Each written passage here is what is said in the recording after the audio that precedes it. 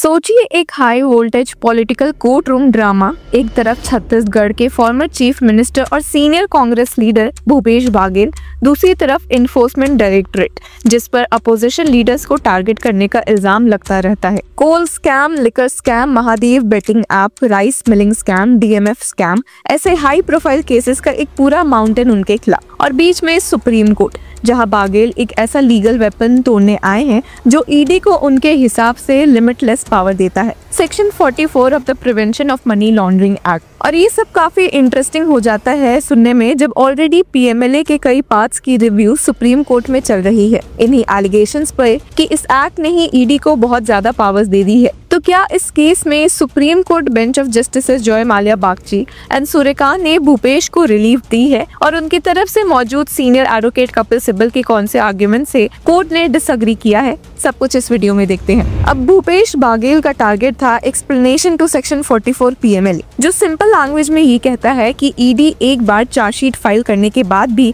जब चाहे नए एविडेंस या नए अक्यूज्ड ऐड करके सप्लीमेंट्री कंप्लेंट फाइल कर सकता है और इसके लिए स्पेशल कोर्ट की प्रायर परमिशन लेना जरूरी भी नहीं है। सीनियर एडवोकेट कपिल सिब्बल, जो कि बाघेल के लिए अपीयर हुए थे लास्ट हियरिंग्स में, उन्होंने आर्ग्यू किया था कि ये ईडी के हाथों एक एंडलेस इन्वेस्टिगेशन का लाइसेंस बन गया है। They are filing piecemeal complaints one after another without the special court's permission. This delays trials and violates Article 21, the right to fair procedure. अब उनके साथ मौजूद सीनियर एडवोकेट मुकुल रोहतगी, जो कि भूपेश की ही तरफ से अपीयर हो रहे थे, उनका कहना था कि सेक्शन 44 का ये एक्सप्लेनेशन ईडी को मौका देता है कि वो एक केस में इन्वेस्टिगेशन को बिना एंड डेट के चलाते रहे, क्योंकि यहाँ मजिस्ट्रेट का कोई सुपरविजन नहीं होता। ईडी जब चाहे सप्लीमेंट्री चार्जशीट फाइल करके नए अक्यूज्ड का नाम ऐड कर सकती है। सीनियर एडवोकेट सिब्बल ने आर्ग्यू किया कि इस तरह ईडी पीसमेल चार्जशीट्स फाइल करके डिफॉल्ट बेल के प्रोविजन से बच जाता है और फर्दर इन्वेस्टिगेशन के नाम पर किसी भी वक्त किसी को भी केस में घसीट लेता है। अब पॉलिटिकल बैकड्रॉप में देखा जाए तो बाघेल का ये आर्ग्यूमेंट अपोजिशन के कॉमन ग्रीवांस को रिफ्लेक्ट करता है कि ईडी सिलेक्टिवली अपोजिशन लीडर्स पे एक्शन लेती है जिसमें कांग्रेस लीडर्स का नाम बार बार आता है। अब बेंच में justices Joy Mallya Bagchi and Suryakant थे और उन्होंने एक क्लियर स्टैंड लिया कि लॉ का इनहेरेंट नेचर फ्लॉड नहीं है, प्रॉब्लम है मिसयूज का। जस्टिस बागची ने कहा, it's an enabling provision, problem is not with the law, it's with the abuse. This is the abuse which has to be seen.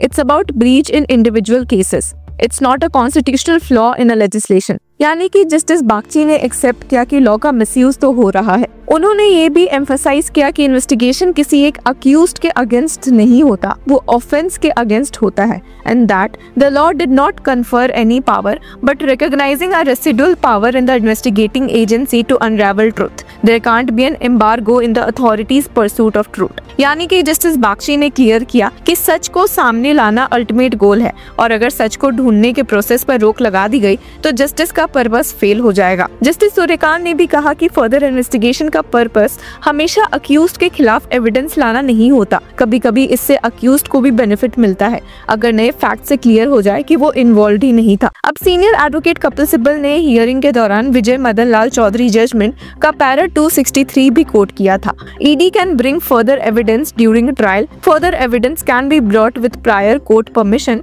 ED can either file a fresh complaint और court can proceed under section 319 CrPC. उनका कहना था कि ED इस rule का पालन नहीं कर रही और बिना परमिशन के सप्लीमेंट्री कंप्लेंट्स फाइल कर रही है। अब हियरिंग के दौरान एसजी एसवी राजू ने मेंटेनेबिलिटी भी चैलेंज किया। He has not been summoned in any case and there is no FIR ECIR against him। और मामले तब बिगड़ गए थे जब जस्टिस जॉय माल्या बागची ने एएसजी से कह दिया कि वे एक स्टेटमेंट बनाए कि the ex CM was not connected to the investigation. हालांकि एएसजी ने जब कोई ऐसा स्टेटमेंट नहीं दिया तो इस पे जस्टिस बागची ने काउंटर किया और कहा, then you are not clear, we can not leave a citizen's liberty like this, he has a right to challenge. अब जस्टिस कांत ने भी कहा कि कोई भी सिटीजन कॉन्स्टिट्यूशनल वैलिडिटी को चैलेंज कर सकता है। सिर्फ यही नहीं बल्कि पिछले हफ्ते बाघेल और उनके बेटे चैतन्य बाघेल दोनों ने अलग पिटिशंस फाइल की थी। चैतन्य, जो रिसेंटली लिकर स्कैम केस में अरेस्ट हुआ था, ने बेल और नो कोअर्सिव एक्शन की प्रेयर की थी। अब ये पिटिशन सिर्फ सेक्शन 44 तक लिमिटेड नहीं थी। बाघेल ने सेक्शंस 50 और 63 पीएमएलए को भी चैलेंज किया था और साथ ही इंटरिम रिलीज मांगी थी मल्टीपल ईडी, सीबीआई और स्टेट पुलिस के केसेस में। सुप्रीम कोर्ट ने अब दोनों को हाईकोर्ट जाने की लिबर्टी दी फास्ट हियरिंग का रिक्वेस्ट के साथ। अब सुप्रीम कोर्ट बेंच कन्विंस नहीं हो पाई कि सेक्शन 44 अनकॉन्स्टिट्यूशनल है। जस्टिस कांत ने ओरली बोला section 44 PMLA is an enabling provision, और जिसके साथ ही उन्होंने ऑर्डर में लिखा there is no gainsaying that if ED has acted contrary to above stated principles of law explained by Vijay Madan Lal Chaudhary judgment, aggrieved person shall be at liberty to approach appropriate forum questioning ED's action. We grant such liberty to the petitioner as well. मतलब भूपेश बागेल को section 44 strike down करने का relief तो नहीं मिला, लेकिन अगर उन्हें लगता है कि ED ने मिसयूज किया है तो वो हाई कोर्ट जा सकते हैं। अब अगर थोड़ा सेक्शन 44 को अच्छे से समझने की कोशिश करें तो हियरिंग के दौरान उसके बारे में कहा गया कि the complaint shall be deemed to include any subsequent complaint in respect of further investigation that may be conducted to bring any further evidence oral और documentary against any accused person involved in respect of the offence for which complaint has already been filed, whether named in the original complaint or not.